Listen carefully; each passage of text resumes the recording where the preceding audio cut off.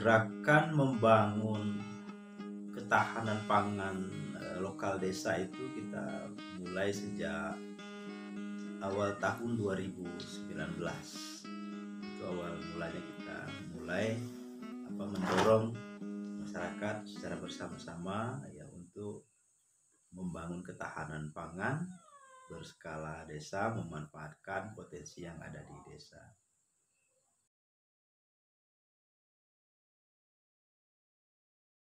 Sederhananya begini, bahwa kalau saya itu terus berpikir cepat atau lambat maka krisis pangan itu akan terjadi dengan berbagai macam faktor yang menyebabkan. Kalau kita coba analisa seperti yang terjadi hari ini dan terus menerus terjadi adalah berkurangnya jumlah lahan pangan setiap hari.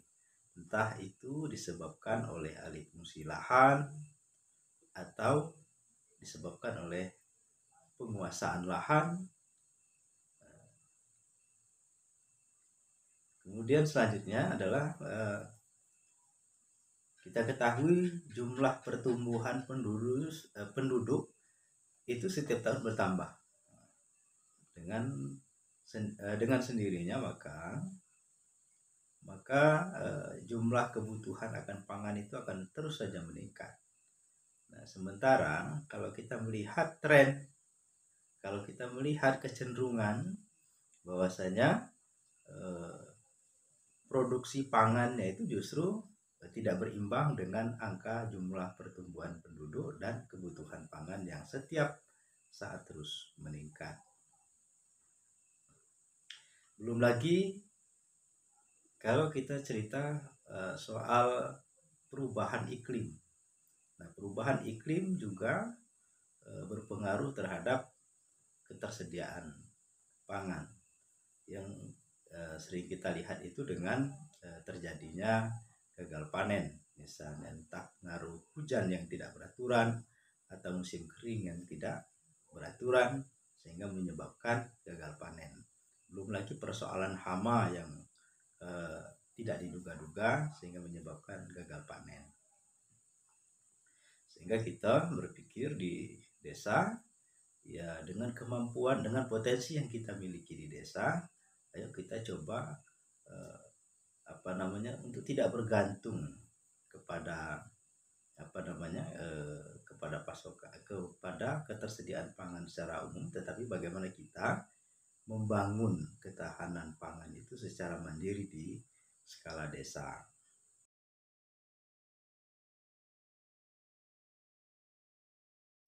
Pada dasarnya beberapa tanaman, beberapa komoditas yang berada di desa itu selama ini memang sudah bentuk tanaman pangan. Bisa saja kopi, ada aren, ataupun yang lainnya.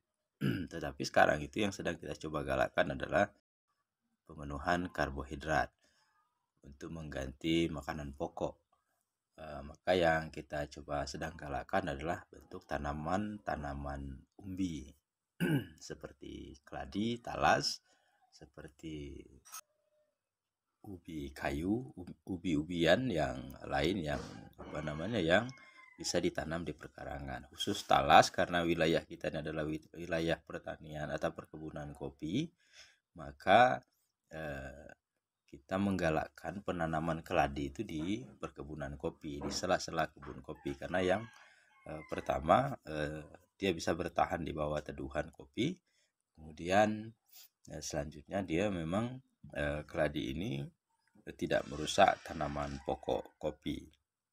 Kemudian ada dalam bentuk cadangan pangan. Yang kita maksudkan adalah seperti gadung yang kita galakkan. Karena gadung itu walaupun memang dikenal beracun, tetapi secara turun-temurun itu diketahui bisa dikonsumsi oleh masyarakat, oleh manusia. Kemudian kenapa kita menyebutnya cadangan pangan? Karena itu adalah salah satu tanaman yang mampu bertahan di dalam tanah itu puluhan tahun, 10, 20, 30 tahun di dalam tanah juga tidak rusak. Bahkan terus terus ber, terus bertambah umbinya itu. Sehingga kita mengklasifikasikannya sebagai bentuk cadangan pangan dan dia bisa bersanding dengan apa namanya? Eh, tanaman lain. Dia tidak merusak tanaman lain. Dia tidak perlu harus membuka lahan. Bisa ditanam di dalam hutan. Bisa dihidup bertahan di semak-semak belukar. Sehingga ini kita sebut sebagai cadangan pangan.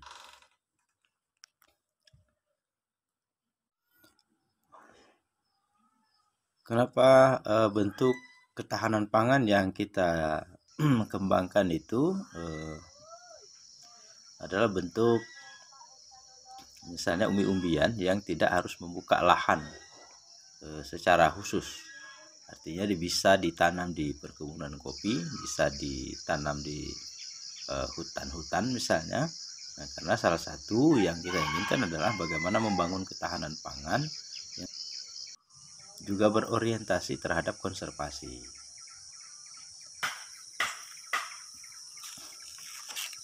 Serta memperkuat konteks desa sebagai desa kopi tangguh iklim.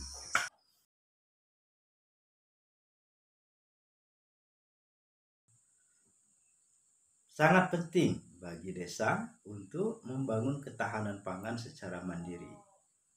Ya, karena memang hari ini beruntunglah kita berada di desa. Ya, karena mau tidak mau kita tidak tahu perkembangan apa yang akan terjadi besok. Kita tidak akan pernah tahu kalau misalnya desa tidak membangun ketahanan pangan secara mandiri, apakah besok atau lusa ketersediaan pangan kita ini akan tetap tersedia atau tidak.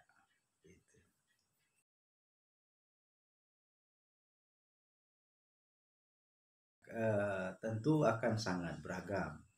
Ada yang setuju ikut, ada yang mau ikut, ada juga yang belum mau ikut, ada juga yang mungkin menentang. Tetapi yakinlah bahwa secara berangsur-angsur masyarakat akan paham akan kebijakan ini. Dan sejauh ini khususnya di Desa Batu Ampar secara berangsur-angsur masyarakat sudah melakukan membangun ketahanan pangan desa itu secara mandiri. Salah satunya adalah dengan menanam keladi di perkebunan kopi, kemudian tetap ada menanam pisang misalnya, memanfaatkan perkarangan rumah dengan menanam ubi kayu dan sebagainya. Saya pikir itu adalah sebuah bentuk dukungan masyarakat terhadap kebijakan membangun ketahanan pangan lokal desa.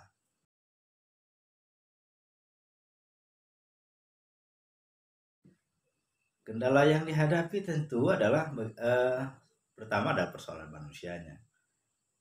Persoalan bagaimana membangun kesadaran masyarakat akan pentingnya membangun ketahanan pangan lokal desa. Ya, berikutnya ada persoalan-persoalan teknis yang mungkin secara bertahap itu akan bisa kita selesaikan.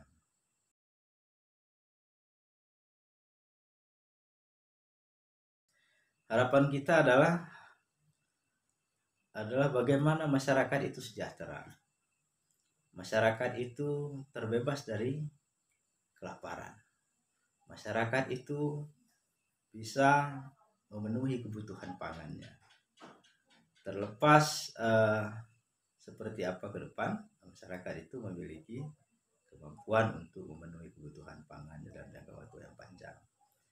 Tanaman pangan yang ditanam oleh masyarakat itu kan tidak mesti harus dimakan semua. Tanaman pangan yang dibangun, tanaman pangan yang dikelola oleh masyarakat juga bisa dijual. Misalnya saja dengan menanam keladi di perkebunan kopi.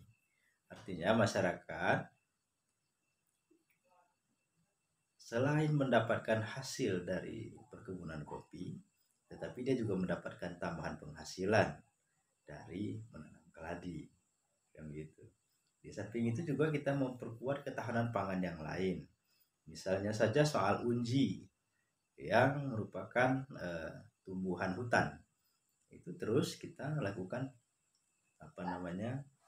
eh, budidaya secara bertahap, secara berangsur-angsur. Kemudian juga seperti ketersediaan rebung. Ya, itu juga secara bertahap, secara berangsur-angsur terus kita tingkatkan ketersediaannya. Belum lagi terkait dengan aren, juga terus ditingkatkan jumlah batang aren yang ditanam oleh masyarakat. Harapannya ke depan ini bisa secara keseluruhan ya bisa membantu masyarakat dalam